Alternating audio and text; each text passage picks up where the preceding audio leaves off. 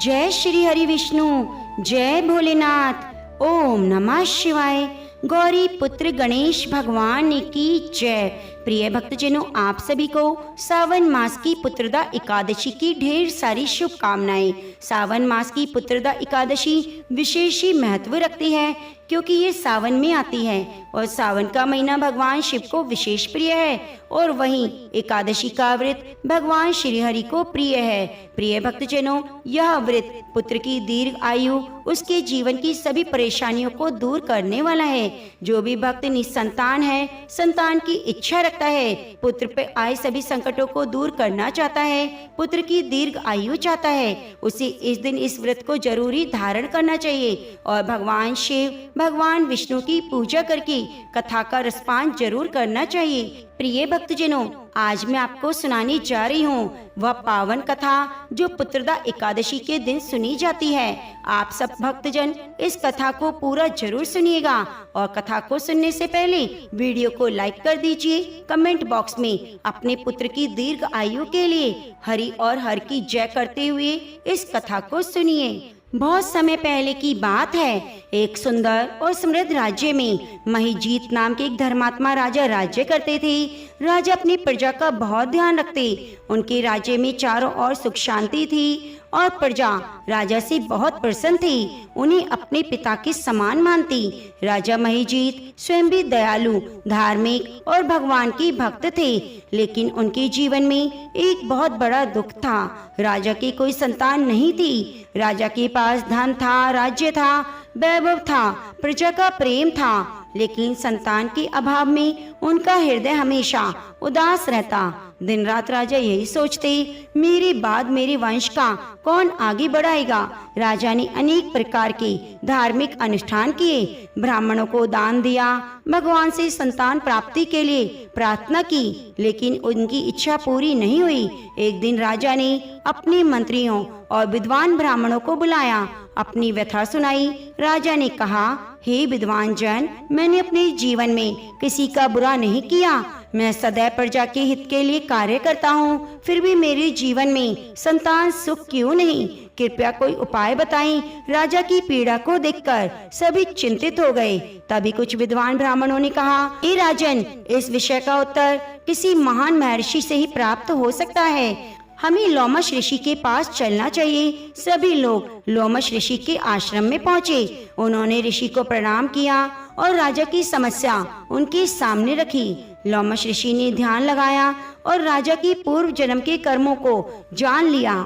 ऋषि ने राजा से कहा, हे राजन, पूर्व जन्म में आप एक वैश्य थे। एक दिन ज्येष्ठ मास की भीषण गर्मी में आप यात्रा कर रहे थे। उस समय आपको बहुत प्यास लगी। आपको एक जलाशय दिखाई दिया। वहाँ एक गाय और बछड़ा भी पानी पीने के लिए आए थे। आपने उस गाय और बछड़े को हटाकर स्वयं जलाशय का पानी पी लिया। उस कर्म के कारण ही आपको इस जन्म में संतान सुख से वंचित होना पड़ा है। राजा यह सुनकर अत्यंत दुखी हुआ। उन्होंने ऋषि से पूछा, हे मुनिवर, यदि मुझसे पूर्व जन्म में भूल हुई है तो उसका क्या उपाय है, क्या प्रायश्चित है? तब लोमश ऋषि बोले, हे राजन, चिंता मत करो। यदि आप श्रद्धा पूर्वक सावन शुक्ल की पुत्रदा एकादशी का व्रत करेंगे तो भगवान श्री हरि विष्णु की आराधना करेंगे तो आपके पूर्व जन्म के पाप नष्ट हो जाएंगे। भगवान की कृपा से आपकी मनोकामनाएं पूरी होंगी। राजा ने ऋषि के बताए अनुसार पुत्रदा एकादशी का व्रत करने का संकल्प लिया। एकादशी के दिन राजा ने प्रातः स्नान किया, स्वच्छ वस्त्र धारण किए, भगवान को पीले फूल, तुलसी दल और फल अर्पित किया। पूरे दिन राजा ने भगवान श्री हरि का स्मरण किया और मन में प्रार्थना करते रहे, हे प्रभु विष्णु, मुझसे जाने अनजाने में जो भी अपराध हुए हैं उन्हें क्षमा करें। आपकी कृपा से मेरे जीवन को संतान के सुख से भर दें। राजा ने पूरी श्रद्धा से एकादशी का व्रत रखा और भगवान की भक्ति में दिन रात बिताया। द्वादशी के दिन विधि पूर्वक व्रत का पारण किया, ब्राह्मणों को भोजन कराकर दान दक्षिणा दी। भगवान श्री हरि राजा की भक्ति से प्रसन्न हुए। कुछ समय बाद रानी ने गर्भ धारण किया। निश्चित समय के बाद उनके एक सुंदर और तेजस्वी पुत्र का जन्म हुआ। राजमहल में आनंद की लहर दौड़ आई। पूरे राज्य में उत्सव मनाया गया। राजा महिजीत की वर्षों पुरानी इच्छा पूरी हो गई। उन्होंने भगवान श्री हरि को धन्यवाद दिया और जीवन भर धर्म के मार्ग पर चलने का संकल्प लिया। तभी से माना जाता है कि सावन शुक्ल पक्ष की पुत्रदा एकादशी का व्रत करने वाले भक्तों पर भगवान विष्णु की कृपा बनी रहती है। हमें इस कथा से यह सीख मिलती है कि मनुष्य को कभी भी अहंकार नहीं करना चाहिए और ना ही किसी जीव को कष्ट पहुंचाना चाहिए। सच्चे मन से की गई भक्ति, प्रायश्चित और भगवान पर विश्वास जीवन में नई आशा लेकर आते हैं। हे लक्ष्मी नारायण भगवान सभी भक्तों के घर में सुख शांति बनाए रखना, संतान को स्वस्थ, दीर्घ और सद्बुद्धि प्रदान करना। जिन दंपतियों के जीवन में संतान का अभाव है उनकी मनोकामनाएं पूरी करना, हर घर को प्रेम और सुख समृद्धि से भर देना। प्रिय भक्तजनों, भगवान श्री कृष्ण ने युधिष्ठिर को पुत्रदा एकादशी की कथा का वर्णन करते हुए आगे बताया कि एक समय की बात है, भद्रावती नाम की सुंदर नगरी में सुकेतुमान नाम के एक धर्मात्मा राजा राज्य करते थे। उनकी प्रजा उनसे बहुत प्रेम करती। राज्य में धन धान्य की कोई कमी ना थी, महल में सुख सुविधाओं की कोई कमी ना थी। राजा की पत्नी का नाम था रानी शैव्या। रानी और राजा दोनों ही भगवान के भक्त थे। उनके जीवन में एक बड़ा दुख था, उनके कोई संतान नहीं थी। समय बीतता गया, राजा के पास अपार धन था, विशाल राज्य, हाथी घोड़े, सेवक, मंत्री, प्रजा का प्रेम। फिर भी राजा का मन सदैव उदास रहता। राजा के हृदय में एक चिंता थी, मेरे बाद मेरे वंश को कौन आगे बढ़ाएगा। वहीं रानी शैव्या भी संतान के अभाव में चिंतित रहती। दोनों पति पत्नी भगवान श्री हरि से संतान प्राप्ति की प्रार्थना करते। एक दिन राजा सुकेतुमान अत्यंत दुखी होकर महल से निकल पड़े। वे अपने घोड़े पर सवार होकर घने वन की ओर चले गए। चलते चलते बहुत दूर निकल गए। वन में चारों ओर पेड़, पशु पक्षियों की मधुर आवाज और शांत वातावरण था, लेकिन राजा के मन में शांति नहीं थी। थकान और प्यास से व्याकुल राजा जल की तलाश करने लगे। कुछ दूर जाने पर उन्हें एक सुंदर सरोवर दिखाई दिया। सरोवर में कमल के फूल खिले हुए थे। उनके आसपास अनेक ऋषि मुनियों के आश्रम थे। राजा ने देखा कुछ महान ऋषि मुनि वहाँ तपस्या और धार्मिक अनुष्ठान कर रहे हैं। राजा घोड़े से उतरे और उन मुनियों के पास जाकर विनम्रता से प्रणाम किया। ऋषियों ने राजा को आशीर्वाद दिया और प्रेम पूर्वक पूछा, हे राजन, आप चिंतित क्यों हैं? अपने मन की बात बताएं। राजा ने कहा, हे ऋषियों, मैं भद्रावती का राजा सुकेतुमान हूँ। मेरे जीवन में धन वैभव की कमी नहीं, लेकिन मैं संतान सुख से वंचित हूँ। कृपया मुझे कोई उपाय बताएं जिससे मुझे संतान प्राप्ति हो। राजा की व्यथा सुनकर ऋषियों का हृदय द्रवित हो गया। उन्होंने राजा से कहा, हे राजन, आज अत्यंत ही पावन दिन है। आज पुत्रदा एकादशी है। आज भगवान श्री हरि की आराधना करने से सभी मनोकामनाएं पूरी हो जाती हैं। ऋषियों ने राजा को बताया, यदि वे सच्चे मन से भगवान विष्णु का पूजन करें, एकादशी का व्रत करें, श्री हरि नाम का स्मरण करें, तो उनकी मनोकामनाएं पूरी होंगी। राजा सुकेतुमान ने ऋषियों की बात को ध्यान में रखकर भगवान का आदेश समझकर स्वीकार किया और उसी दिन विधि विधान से पुत्रदा एकादशी का व्रत किया। भगवान श्री हरि की विष्णु की पूजा की, तुलसी दल अर्पित किया, पूरी रात जागरण किया। राजा के हृदय में केवल एक प्रार्थना थी, हे प्रभु, हे श्री हरि, यदि मेरी भक्ति सच्ची है तो कृपया मुझे संतान सुख दीजिए। अगले दिन द्वादशी तिथि पर राजा ने विधि पूर्वक व्रत का पारण किया। ऋषियों का आशीर्वाद लेकर महल में वापस लौट आया। कुछ समय बाद भगवान की कृपा से उसकी रानी ने गर्भ धारण किया।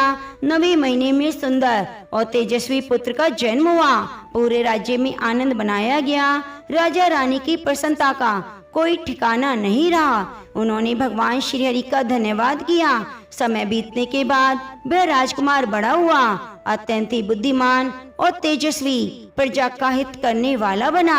राजा सुकेतुमान का परिवार सुख समृद्धि से भर गया। राजा अपने जीवन भर एकादशी का व्रत करता रहा और अंत समय में सुख भोग कर मोक्ष को प्राप्त हुआ। तो प्रेम से बोलिए, तुलसी शालिग्राम भगवान की जय। यदि मनुष्य को श्री हरि की प्रसन्नता और सानिध्य चाहिए, तो व्रत के नियम का पालन करना अनिवार्य है। एकादशी व्रत के नियम अनुसार इस दिन अन्न खाना निषिद्ध है। विशेष रूप से चावल, पोहा आदि नहीं खाया जाता। एकादशी को व्रत करके रात्रि में जागरण और कीर्तन करने का विधान है। जैसे देवताओं में भगवान विष्णु, प्रकाश तत्वों में सूर्य, नदियों में गंगा प्रमुख है, वैसे ही व्रतों में सर्वश्रेष्ठ व्रत एकादशी व्रत को माना गया है। इस तिथि को जो कुछ भी दान किया जाता है, भजन पूजन किया जाता है, वह सब श्री हरि विष्णु के निमित्त हो जाता है। प्रत्येक पुण्य कर्म का अनंत फल मिलता है। मनुष्य के 7 जन्मों के कायिक, वाचिक और मानसिक पाप दूर हो जाते हैं। भगवान श्री हरि पूजित होने पर संतुष्ट होकर प्रत्यक्ष दर्शन देते हैं। यदि मनुष्य को श्री हरि की प्रसन्नता और सानिध्य चाहिए, तो व्रत के नियम का पालन करना अनिवार्य है। एकादशी व्रत के नियम अनुसार इस दिन अन्न खाना निषिद्ध है। एकादशी को व्रत रख के रात्रि में जागरण और कीर्तन करने का विधान है, जिससे व्रती के सभी पाप भस्म होकर विष्णु लोक की प्राप्ति होती है। तो प्रिय भक्तजनों, आइए पुत्रदा एकादशी के पवित्र अवसर पर एकादशी व्रत की कथा को सुनने से पहले आपको सुनाते हैं नामदेव जी की एकादशी व्रत के प्रति कैसी निष्ठा थी। भगवान स्वयं उनकी परीक्षा लेने आए। भगवान श्री हरि कहते हैं, एकादशी के दिन उनके भक्तों की कथाओं को सुनने से वे अत्यंत ही प्रसन्न होते हैं और हमें व्रत का पूर्ण फल प्राप्त होता है। एक बार भगवान विट्ठल के मन में उमंग उठी कि नामदेव जी की एकादशी व्रत की परीक्षा करनी चाहिए। यह विचार कर भगवान ने एक अत्यंत दुर्बल ब्राह्मण का रूप धारण किया और एकादशी के दिन नामदेव जी के घर जाकर बड़ी दीनता से पुकारने लगे, मैं बहुत भूखा हूँ, कई दिन से भोजन नहीं मिला, मुझे कुछ अन्न दो। अत्यंत दीन याचक को देखकर नामदेव जी ने कहा, आज तो एकादशी है, अन्न नहीं दूंगा, कुछ फलाहार कर लीजिए। प्रातःकाल जितनी इच्छा हो उतना अन्न ले लीजिएगा।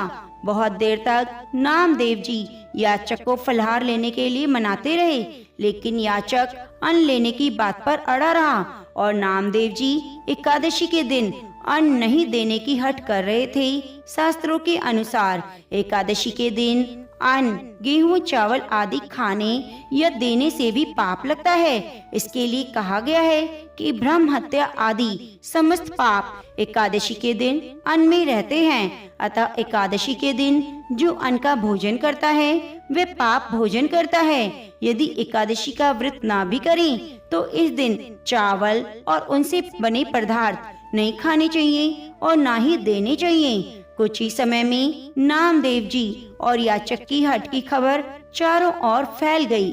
लोग नामदेव जी के घर के बाहर इकट्ठे हो गए। वे नामदेव जी को समझाने लगे कि वे इस दुर्बल भूखे ब्राह्मण पर क्रोध ना करें, इसे खाने के लिए कुछ अन्न दे दें। लेकिन नामदेव जी नहीं माने। दिन का चौथा पहर बीतने लगा। वे भूखा ब्राह्मण इस प्रकार पैर फैलाकर लेट गया मानो मर गया हो। गांव के लोग नामदेव जी की एकादशी व्रत के प्रति निष्ठा को नहीं जानते थे, अतः उन्होंने नामदेव जी पर ब्रह्म हत्या का पाप लगाकर समाज से बहिष्कृत कर दिया। लेकिन नामदेव जी इससे बिल्कुल भी चिंतित नहीं हुए।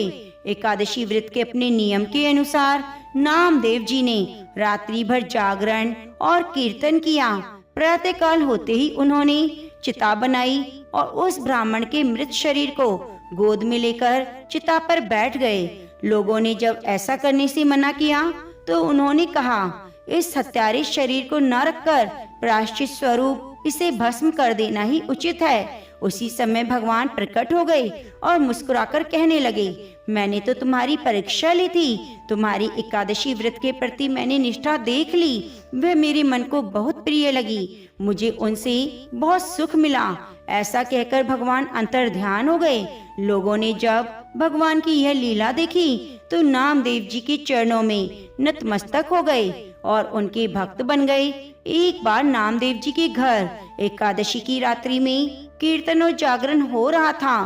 कीर्तन में उपस्थित भक्तों को प्यास लगी तो नामदेव जी को जल लाने नदी पर गए, लेकिन मार्ग में एक प्रेत के भय से कोई भी व्यक्ति उनके साथ नहीं आया।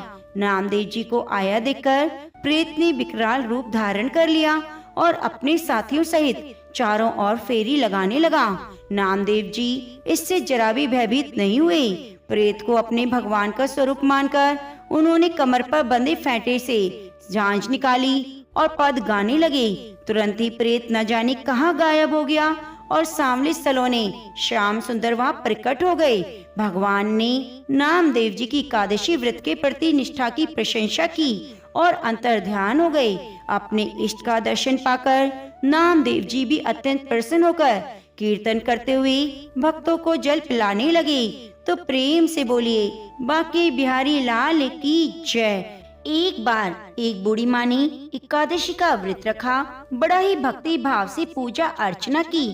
उन्हें वृद्ध अवस्था में क्या बाधा थी, तो वे अपने पुत्र पौत्रों की सुख सुविधा के लिए व्रत रखने लगी। वे दिन भर तो जरा कठोर मन करके अपनी प्यास को रोके रही। दिन में पूजा पाठ किया, कथा कहानी सुनी। पंडित जी को मिट्टी के पात्र में भर भर कर पानी और ऋतुफल दान में दिए। दोना भर भर कर बूरा शक्कर वितरण किया। उन्हें गर्मी के कारण बहुत बेचैनी हो रही थी। इस कारण से बड़ी देर तक पानी में पड़ी रही। पानी की कुल्ला करती रही, मुंह धोती रही। तब कहीं थोड़ा धीर बंद पाया। धूप तो तेज पड़ रही थी, इस कारण बार बार मुंह भी सूख रहा था। बूढ़ी माँ बहुत बेचैन हो रही थी। एक बुढ़ापा, दूसरा भयंकर गर्मी। वृद्ध अवस्था की स्थिति तो कुछ दूसरी होती है। जैसे जैसे रोध होकर दिन कट गया, अब पहाड़ सी काली रात सामने थी। उसका कटना बड़ा ही कठिन दिखाई दे रहा था। खटिया पर पड़े शांति नहीं मिल रही थी। बार बार करवट बदल रही थी। अनेक बार बाहर जाती, भीतर आती। उनके घर के अंदर शांति नहीं थी। वे पड़ी पड़ी एकादशी माता का स्मरण करती रही, कहती रही, हे माता, आप मेरी लाज रखिएगा। आप ही मुझे शक्ति दीजिएगा जिससे मैं भली भांति आपका व्रत रख सकूं। ये पहाड़ सी रात शांति पूर्वक व्यतीत हो सके। प्यास के कारण बूढ़ी माँ की बेचैनी तो बढ़ रही थी।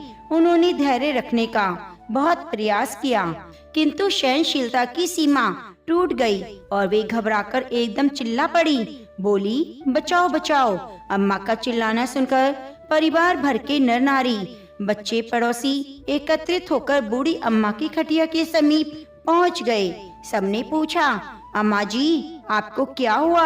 आप क्यों चिल्ला रही हैं? आप इस वृद्ध अवस्था में यह कठिन व्रत क्यों करती हैं? अम्मा जी, शक्ति से ही भक्ति होती है। थोड़ी ही देर में वे फिर से बोली, अरे हमारे तो प्राण निकले जा रहे हैं। मेरी छाती पर ठंडे पानी का घड़ा रख दो। नातियों ने दादी की छाती पर ठंडे पानी का पात्र रख दिया। तब कहीं उन्हें थोड़ा आराम मिला। थोड़ी देर बाद उन्होंने अपनी आंखें बंद कर ली।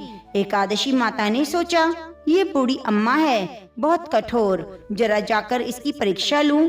वे आधी रात को मुर्गा बनकर टेर लगाने लगी। मुर्गे की आवाज सुनकर दादी माँ जल्दी से उठी। बाहर जाकर आसमान देखा, किंतु आसमान में कहीं भी प्रातःकालीन तारा दिखाई नहीं दिया। वह सोचने लगी, यह मुर्गा क्यों और कैसे बोल गया? उन्हें प्यास तो लग रही थी। थोड़ा उनका मन भी विचलित होने लगा, किंतु अंत में उन्होंने निश्चय किया, अब मैं इस व्रत को पूर्ण करके ही छोड़ूंगी, चाहे मेरे प्राण निकल जाएं। यह सोचकर वे फिर से खटिया पर स्थिर होकर लेट गई।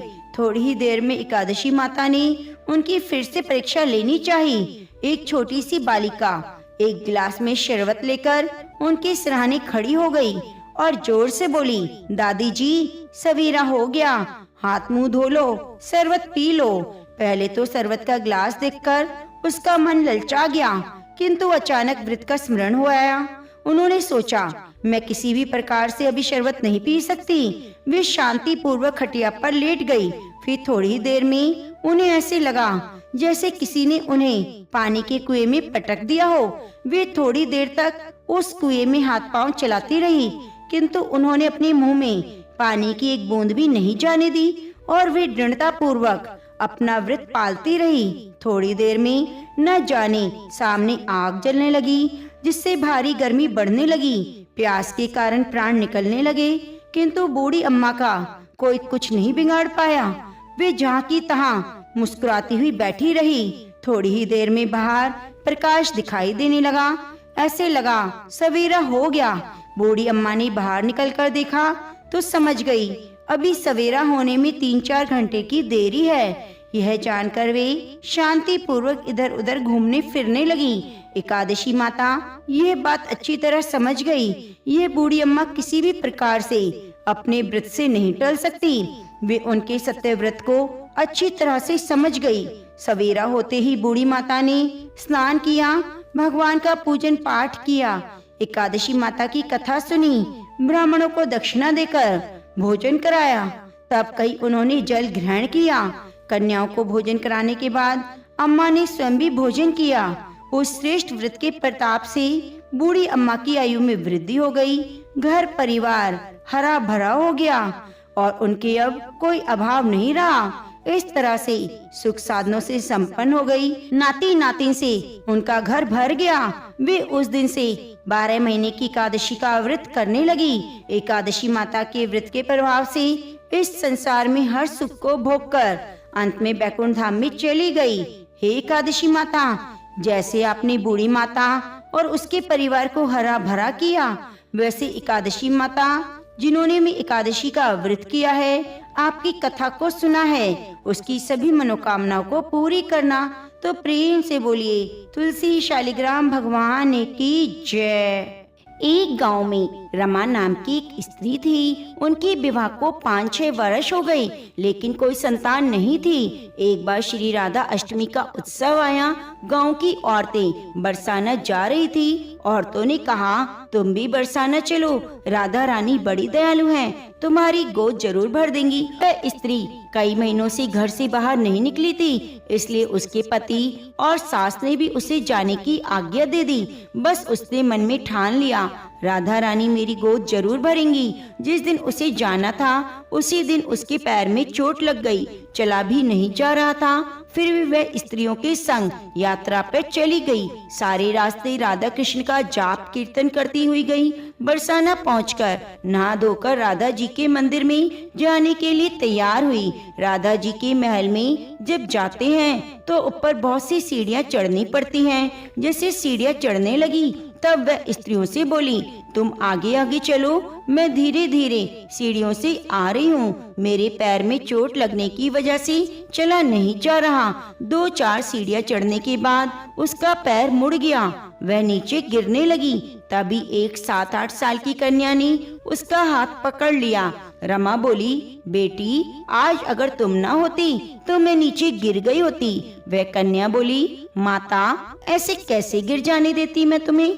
तब रमा ने पूछा, बेटी तुम्हारा नाम क्या है। वह बोली, लाडो नाम है मेरा, ये पास में रहती हूँ। वे दोनों सीढ़ियों पे बैठ गईं। लाडो कहने लगी, माता मेरे लिए क्या लाई हो, ना कोई जान न पहचान। लाडो ऐसे बात कर रही थी। फिर रमा ने कहा, लाडो मैं कल तुम्हारे लिए कुछ न कुछ लेकर अवश्य आऊंगी, तुम्हें क्या पसंद है। तब लाडो कहने लगी, मुझे नथनी, गले का हार, कान में कुंडल, चूड़ियाँ, मेहंदी, घाघरा, चोली ये सब पसंद है, कुछ भी ले आना। इतना कहकर वह बालिका भाग गई। जैसे तैसे रमा भी मंदिर में दर्शन करके लौट गई। फिर रमा उस बालिका के बारे में सोचने लगी और बाजार में उसने गले का हार, चूड़ियाँ उसके लिए ले ली। अगले दिन वही जा मिली थी। वह लाडो का जाकर इंतजार करने लगी। फिर लाडो उसको उसी जगह पर मिली। चूड़ियाँ और गले का हार जैसे उसे दिया, वह बोली, बस इतना सा और नहीं लाई, और वह मुंह फुलाकर बैठ गई।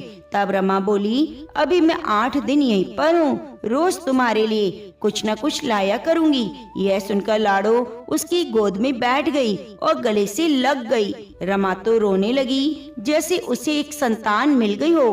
खूब प्यार से उसके सिर पर हाथ फेरा। ऐसे ही वह फिर चली गई। रमा ने मंदिर से आकर घाघरा और चोली उसके लिए बनवाई। ऐसे ही रोज कुछ न कुछ वह उसे देती। एक दिन रमा कहती है, अब ये सारी चीजें मुझे पहनकर दिखाओ। लाडो बोली, कल राधा अष्टमी है, मैं कल इसे पहनूंगी। इस बार लाडो के साथ एक लड़का भी था। उसे देखकर रमा ने कहा, आज पता नहीं मेरे मन में क्या आया, मैं एक धोती और मुकुट मोर वाला भी ले आई। क्या मैं इसे दे दूं? लाड़ो बोली, ये कनवा है, मेरे साथ ही रहता है, हाँ तुम इसे दे दो। ऐसा कहकर वे दोनों साथ लेकर चली गई। अगले दिन राधा अष्टमी थी। जब रमा सीढ़ियों पर आई, वहाँ उसे आज कोई नहीं मिला, न वह लाड़ो न वह लड़का। बहुत इंतजार के बाद जब वह मंदिर पहुंची तो वहाँ बहुत भीड़ थी। कीर्तन और नृत्य हो रहा था। इसी तरह भीड़ को चीरती हुई वे बहुत आगे बढ़ी। वहाँ देखकर राधा जी को देखा और ठाकुर जी को देखा। रमा ने जो जो चीजें लाड़ो को दी, वही सारा सामान राधा कृष्ण पहने हुए थे। वे पत्थर सी हो गई, आंखों से आंसू बहने लगे। बात समझते देर न लगी। वे लाड़ो राधा जी और कन्वा कृष्ण जी हैं, सब जगत के पालनहार। उसके पास आते थे। राधा जी उसकी गोद में बैठती थी, उसे मात्र सुख प्रदान करती थी। वह तो जैसे बावरी हो गई, दिन रात लाड़ो लाड़ो कहती रहती, पुकारती रहती। वे स्त्रियों से बोली, तुम घर जाओ, मैं नहीं जाऊंगी। उसके सास और पति भी उसे लेने आए, पर वह साथ नहीं गई। अब तो प्रतिदिन सीढ़ियों पर बैठे बैठे आंसुओं से सीढ़ियां धोती, पलकों से बुहारती। ऐसा करते करते 30 वर्ष हो गए। एक दिन एक बालिका उसका हाथ पकड़कर ऊपर अट्टालिका में ले गई। वहाँ जाकर बोलती है, लो आ गई मैं ही हूँ तुम्हारी लाड़ो। और ऐसा कहकर बाहें फैलाकर रमा को बुलाने लगी, अपने गले लगा लिया। उस दिन रमा ऐसे गले लगी, पार्थिव शरीर को छोड़कर सदा के लिए लाड़ो के पास चली गई। तो प्रेम से बोलिए, राधा कृष्ण भगवान की जय। बरसाने वाली राधा रानी की जय। अब आइए सभी मनोकामनाओं को पूरी करने वाली बड़ी ही सुंदर कथा को सुनते हैं। एक समय द्वारिका नगरी अपने वैभव, समृद्धि, ऐश्वर्य के लिए तीनों लोकों में प्रसिद्ध थी। उसी द्वारिका में भगवान श्री कृष्ण अपनी अष्ट महर्षियों सहित निवास करते। उनमें एक थी पटरानी सत्यभामा, जो रूप, यौवन, अपार धन वैभव से युक्त थी। किंतु इन गुणों के साथ साथ उसके मन में कहीं न कहीं अपने धन और अधिकार का अहंकार भी था। नारद मुनि ये सब जानते थे। एक दिन देवर्षि नारद जी द्वारिका पधारे। वे तो त्रिकालदर्शी थे, जानते थे कि भगवान की लीला से ही भक्तों का अहंकार टूटता है। उन्होंने देखा कि सत्यभामा अपने वैभव पर गर्व कर रही है। नारद मुनि ने मुस्कुराते हुए कहा, हे देवी, क्या आप जानते हैं इस संसार में सबसे मूल्यवान वस्तु क्या है? सत्यभामा ने गर्व से उत्तर दिया, निश्चय ही धन, सोना, रतन। नारद मुनि मंद मंद हंसे और बोले, यदि ऐसा है तो क्यों न आप भगवान श्री कृष्ण को दान कर दो, फिर उन्हें उनके भजन के बराबर धन देकर पुनः प्राप्त कर लेना। भगवान श्री कृष्ण ने भी लीला भाव से इस प्रस्ताव को स्वीकार कर लिया। अब द्वारिका में भव्य तुलादान की तैयारी हुई। एक विशाल तराजू लगाया गया। एक पड़ले में स्वयं भगवान श्री कृष्ण विराजमान हुए, दूसरे में सत्यभामा अपने खजाने खोल दिए। सोने के ढेर, हीरे मोती, मणियां, आभूषण सब कुछ पड़ले में रख दिया।